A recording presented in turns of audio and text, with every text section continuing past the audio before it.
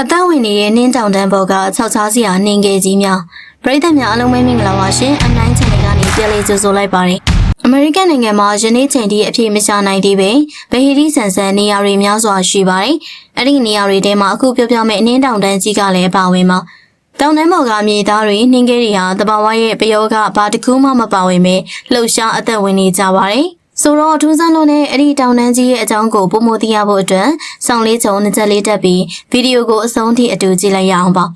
အဆိုပါတောင်တန်းကြီးဟာဆိုရင်မွန်တန်နာပြည်နယ်ကလေးစီယာတဘာဝဥယျာဉ်ကြီးထဲမှာရှိပါတယ်အမတ်တမဲကြည့်ရင်ဘာမှထူးခြားမှုရှိမနေတဲ့နေရာဆိုပေမဲ့ဒီနေရာနဲ့ပတ်သက်တဲ့ကောလာဟလဇလန်းတွေကလွန်ခဲ့တဲ့ရာစုနှစ်တွေကရှိခဲ့တာပါအေးပိုင်းစုံထဲမှာကြာရောက်တဲ့အတွက်ရာသီဥတုကအေးမြ၆တွေ့ပြီးတော့ရှေးကဲမြစ်တွေနှင်းကဲတွေနဲ့ဖုံးလွှမ်းလျက်ရှိနေပါတယ်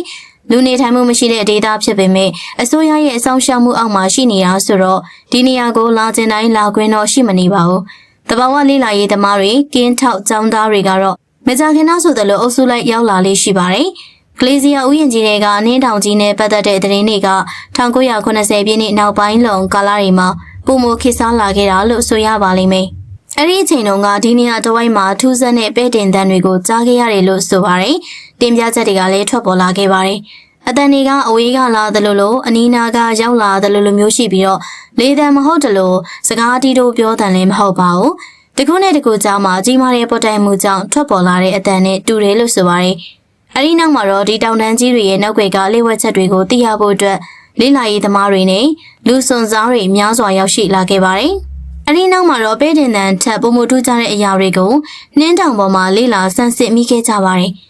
နှင်းမြေပေါ်ကသူတို့ရဲ့ခြေရာတွေဟာနောက်နေ့ဆိုရင်မူလနေရာမှာမရှိတော့ဘဲနဲ့အခြားနေရာတစ်ခုကိုရောက်ရှိနေတတ်တာမျိုးဖြစ်ပါတယ်။လေးလာသူတွေလည်းအဆိုပါထူးဆန်းတဲ့အဖြစ်အပျက်ကိုသေချာကောက်ချက်ချနိုင်ဖို့အတွက်အခုဗီဒီယိုထဲမှာမြင်ကြရတဲ့အတိုင်းအလံတိုင်တွေမှတ်တိုင်တွေကိုစိုက်ထူပြီးတော့လေးလာကြပါတယ်။အဲ့ဒီလိုလေးလာတဲ့အခါမှာလည်းရခင်လေးကစိုက်ထားတဲ့တိုင်တွေဟာနောက်နေ့ဆိုရင်ခလန်းလန်းမှာနေရာရွေးနေရာတွေကိုမြင်ရလိမ့်ရှိပါတယ်။အဲ့ဒီခါကျမှအဆိုပါတောင်တန်းတစ်ဝိုက်ဟာငြိမ်သက်မနေပဲလှုပ်ရှားနေတဲ့စွမ်းအားတစ်ခုခုရှိနေတာကိုသိခဲ့ရပါတယ်။လေတံနေကြားမှာကြားနေရတဲ့ပဲ့တင်တန်းတွေကတော့တခါတလေမှအနီးနားကနေထွက်လာတယ်လို့မျိုးကြုံခဲ့ရပါတယ်။ကလေးစီယာမှာထူးဆန်းဆုံးကတော့အသက်ဝင်နေတဲ့နှင်းကဲကြီးတွေပါ။လေးလာသူတွေပြောကြားချက်အရ6ကဘာမှရှိနေတဲ့နှင်းကဲတွေဟာအောက်ကိုမစင်ပဲအပေါ်ကိုတဖြည်းဖြည်းပြန်တက်သွားတာကိုမြင်ခဲ့ရတယ်လို့ဆိုပါတယ်။ဒါနဲ့ပတ်သက်ပြီးတော့ဘူမိဗေဒပညာရှင်တွေကတော့အဆိုပါတောင်တန်းရဲ့အောက်ခြေမှာရှိတဲ့အသေးစားပြည့်ရွေ့ကြောတွေကြောင့်အခုလိုမြေသားမတည်ငြိမ်ဖြစ်ရတာလို့ဆိုပါတယ်